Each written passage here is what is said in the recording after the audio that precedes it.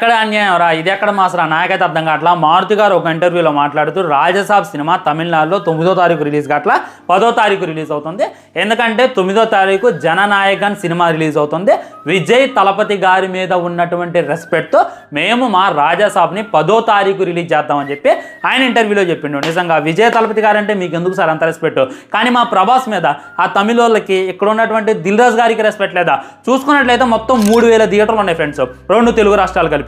దాంట్లో 2000 థియేటర్లో జననాయకుడు cinema release అవుతుంది. తెలుగు రాష్ట్రాల గురించి నేను మాట్లాడుతున్నా. 1000 థియేటర్లోనే రాజసాబ్ సినిమా రిలీజ్ అవుతుంది.